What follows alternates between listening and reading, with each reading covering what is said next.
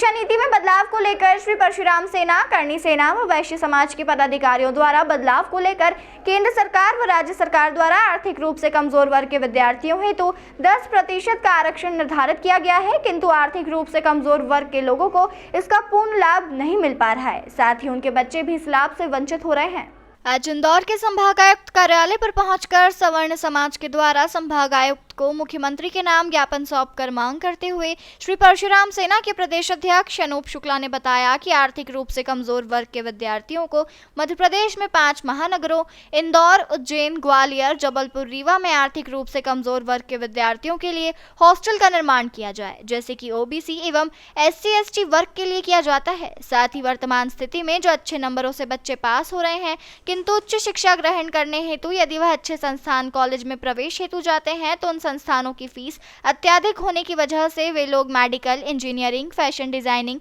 एवं अन्य कोर्सों में अध्ययन हेतु एडमिशन नहीं ले पाते हैं। इन संस्थानों में 10% आरक्षण के आधार पर न्यूनतम फीस निर्धारित की जाए ताकि आर्थिक रूप से कमजोर विद्यार्थियों को भी लाभ मिल सके। इस अवसर पर करणी सेना के राष्ट्रीय उपाध्यक्ष धर्मेंद्र सिंह गौतम, परशुराम सेना के अध्यक्ष अनूप शुक्ला, सत्येंद्र शर्मा, हरीश विजयवर्गीय, निर्भय खंडेलवाल, वैश्य समाज की ओर से मधुसूदन भालिका एवं पदाधिकारी मौजूद रहे।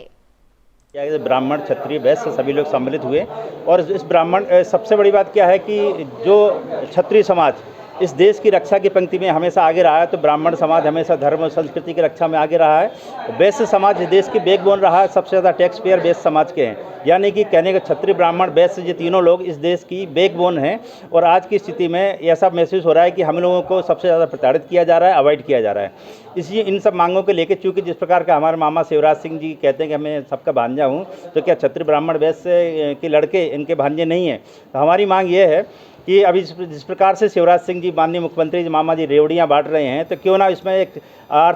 ऐतिहासिक काम किया जाए और क्षत्रिय, ब्राह्मण, वैश्य समाज के जो सवर्ण समाज के बच्चे हैं इनको न सिर्फ छात्रवृत्ति प्रदान की जाए, बल्कि जिस प्रकार हमारे भाई अनूप शुक्ला जी ने कहा है कि हॉस्टल और जो हायर एजुकेशन है जिसमें लाखों रुपए की फीस लगती है, उनको कम से कम EWS, यदि आपने EWS के अंतर्गत हमारे बच्चों को उसमें किया है तो उनको तो कम से कम छूट दी जाए और छात्रवृत्ति प्रदान की जाए, यही हम सब मांग करते हैं। और सवर्ण समाज ये भी एक तरह से ऐतिहासिक पल है कि सवर्ण समाज आज एकत्रित हुआ है, क्योंकि क्षत्रिय, ब्राह्मण, वैश्य अलग अलग तो हम लोग अपनी लड़ाई लड़ते रहे, लेकिन सभी का उद्देश्य एक है, जो सभी एक ही एट्रोसिटी एक्ट, आरक्षण, इन सब चीज़ों से ग्रसित हैं। तो क्यों ना एक नई शुरुआत की जाए जिसमें हम सब भाई राजू अग्रवाल जी, अनूप शुक्ला जी, मेरे जितने भी बंधु हैं, सबके साथ मिलकर एक नई शुरुआत की गई। हो सकता है आने वाले समय में हम सवर्ण समाज को लेके एक बड़े जो है पार्टी बनाएं और आगे इसमें आगे बढ़ेंगे। समाज द्वारा आज यहाँ पर माननीय कमिश्नर साहब को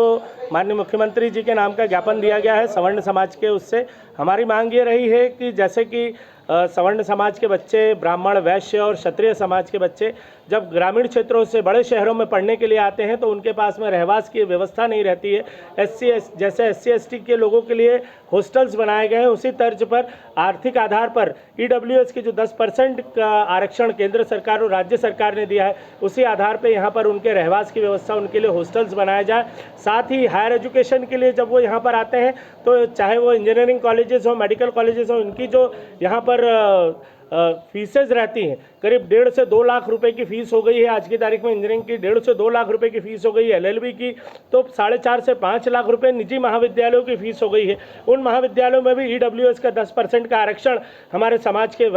सवर्ण समाज के लोगों को दिया जाए। साथ ही हमने एक मांग करी है कि जो EWS का एक सर्टिफिकेट बनता है वो हर वर्ष उनको बनवाना पड़ता है। उस सर्टिफिकेट को 1 वर्ष के बजाय 3 से 5 वर्ष की मान्यता दी जाए कि प्रवेश अगर ले लेता है छात्र तो जब तक वो वहाँ पढ़ रहा है तब तक वो सर्टिफिकेट मान्य रहे। इन्हीं सब मांगों को लेकर आज हम करणी सेना का राष्ट्रीय उपाध्यक्ष भाई धर्मेंद्र जी गौतम और वैश्य समाज के भाई राजू अग्रवाल जी, भाई बुंदेला जी, हमारे आदरणीय मधुसूदन भालिका, निर्भय खंडेलवाल, इन सभी लोगों के साथ में हमने यहाँ पर अपनी बात रखी है।